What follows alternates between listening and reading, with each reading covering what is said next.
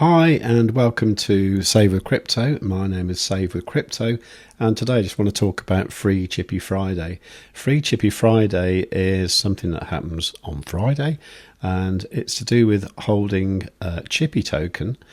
Chippy token is something that was launched by that Martini guy on pump.fun a few years ago now, and I've been involved with this since October 2024. I think it was Halloween was my first Free Chippy Friday. I think I was in Tenerife at the time. Now, back in those days, the amount of chippy you needed to hold was about $500 worth, and it's been about that ever since. They've kind of increased the amount as the price of the token has gone down. Now, currently, you need about 1.2 million chippy to take part in Free Chippy Friday. If you want to see how to do that, I did make a video about 10 months ago, which I think is still relevant. Obviously, the amount you need then was less, but it shows you how to do it and how to get involved with Free Chippy Friday. Let's watch a little bit of that video. Now what you need to do, you need to buy and hold some chippy token, and then you need to go and buy fish and chips, and then you get refunded in chippy token. It's as simple as that. Now, if you want to watch that video, I'll link to it in the top corner now. It's still very relevant, as I say. Now, you need to keep your chippy token in a Solana wallet. I use Phantom, so you can have Phantom on your phone, for example. You can see here that I've got 2.48 million chippy. Now, I didn't always have that much because every Friday I'm getting rewards in chippy and I'm just leaving them there, and that amount is slowly adding up. Now, the amount we were getting refunded was usually about $10 to $15 worth of chippy. To be fair, it was normally more like $10 most time. But of course, like 2 weeks ago, $10 worth of chippy is now worth about $23. So it was pretty good value. Now, they've actually improved things now. And from this Friday onwards, the rewards are going to be $20. So you can see $20 a week is quite a lot, isn't it? I mean, if you were to do that every Friday of the year, that would be 52 times 20, which would be over $1,000, wouldn't it? Nice. And of course, the price of the token is probably going to go up now, because I think it's bottomed out. Now, part of the process of claiming your chippy rewards is you need to make a post on X of a picture of your fish and chips meal, and also some sort of timestamp. I normally use the physical receipt, and sometimes people will just have like a phone in the picture with either the receipt on it, or maybe something like the deck screener with chippy on it to show the current price. Just something to prove that you were there when you said you were, and you were having fish and chips on that Friday. And then what you do is you get that picture and you post it on X. Now, during the winter months, I tended to go to our local chippy, and I had cod and chips there. My daughter would just have large chips, and it was all right. I mean, it's a local chippy. They use local fish. It's very sort of like family run kind of place, and very nice. In recent weeks, certainly in the warmer weather, what I've been doing, I've been going for a bike ride with my daughter, and we've been going to like well, she really likes going to Wetherspoons pubs, and to be honest, so do I. And they're really cool because if you go in the afternoon, you can get really good deals, which we'll talk about in a moment. And it means that you actually make money by doing Free Chippy Friday. That works out fine for me because I tend to have fish, chips, mushy peas, and my daughter usually has a pizza and some chips. So yeah, that's what we normally have. Now, last week we were in Exeter and Devon, which is a lovely place, I think, and there's a beautiful sort of cycle path down the side of the River Exe that we cycle from. We were there because my sister-in-law lives in Exeter, and it's really nice just to sort of get out on your bike and ride to the local Wetherspoons pub.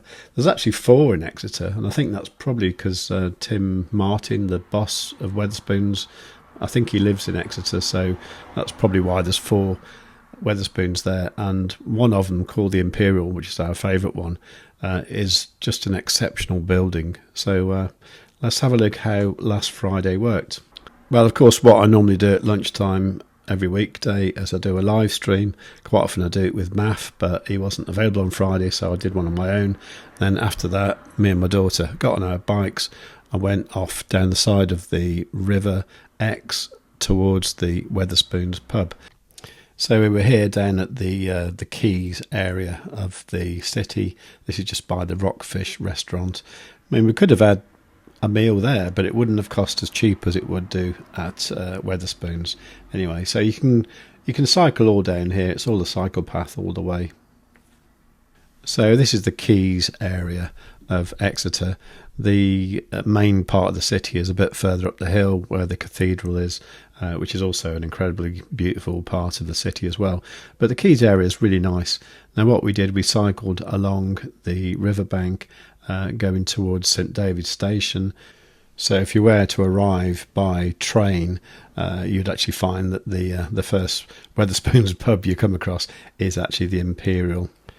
Also, just coming up here on the right is the Mill on the X, which is also a really nice pub as well, although it is quite pricey and you won't be getting fish and chips there for £9.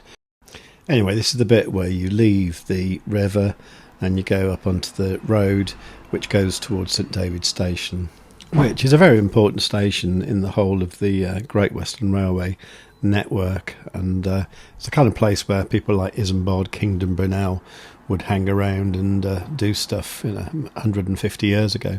So it's pretty cool. So here we are going over the X, and then when you get to St David's there is like a level crossing that goes over the tracks. Now when we got there, the crossing was actually down. You can just about see a train going across there, and there was a small line of cars waiting to go across, but of course we could just nip around them and be there and be the first to go through the crossing when it opened. And there we go. And from here the Wetherspoons isn't far at all. It's just up on that hill there to the right.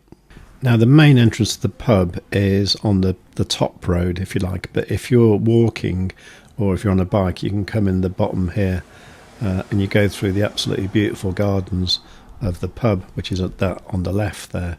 So that's all the kind of beer garden there. It's absolutely huge, and it's got loads and loads of benches and places to sit there. It's absolutely lovely place. And then the car park here. Unfortunately, you have to pay for the car park, I think at any time of the day. And I did get caught out there once, so I tend to either just walk there or cycle there now when I'm in the area. So here we are arriving actually in the car park. So that's the pub there ahead of us.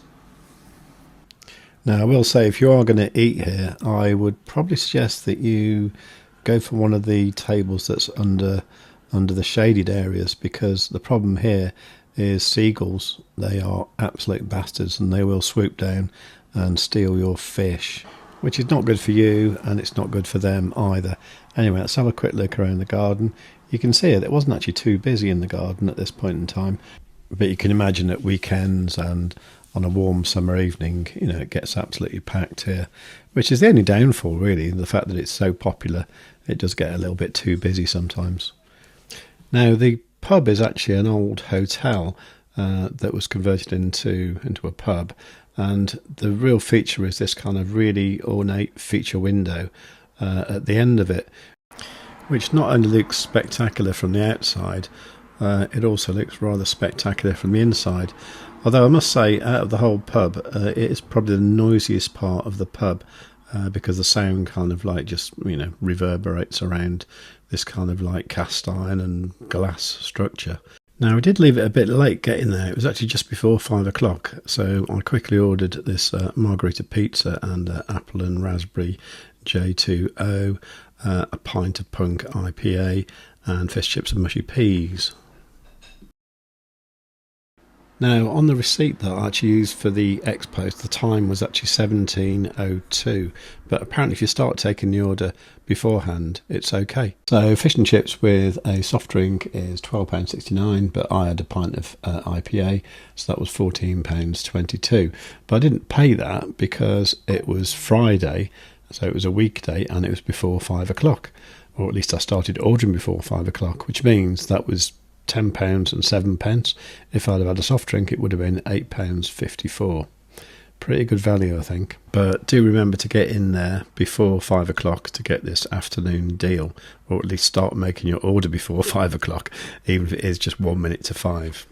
And you can see here that the entire order came to £20 and 2p. Now, I must admit, I do tend to go for the drink that I fancy the most, and it usually ends up being the most expensive one, which was the Brewdog IPA. Now then, a pint of Punk IPA is £3.99. So if I paid £10 and 7p for my meal, it meant that I was actually getting the fish and chips for £6 and 8p. Okay, so what's that in dollars? Well, in fact, that means that in dollars that is $8.12, which even at the old $10 rewards meant it was free. But the new $20 rewards means that, you know, that's worth like 15 quid pretty much, which means that you could actually have, you know, the full price fish and chips in the evening for that price, and it would still be covered, including an alcoholic drink. So just to recap on what you need is 1.2 million chippy. Okay, then you post your photo with the hashtag FreeChippyFriday, then you get rewards worth $20 in chippy to cover your meal. And you can see that here was my post from last Friday. So for this, I'll get $20 worth of chippy. Now, one of my intentions with this video was to break down all the chippy rewards that I've had for Q1 and Q2, but I think it's quite long already, and I've got a bit carried away with showing the video from the bike ride. So yeah, maybe I'll do that in another video. So if you'd like to see that, then please do make sure that you are subscribed and you've got the notifications set on all. So yeah, I'll see you for part 2, but get involved with chippy. I mean, people say there's no such thing as a free lunch, but maybe there is. See you soon. Please note that this content is for educational and entertainment purposes only and is not financial advice. Any information or opinions provided are not guaranteed to be accurate or complete. Always conduct your own research before making any financial decisions. A full legal disclaimer is in the description of each video and live stream.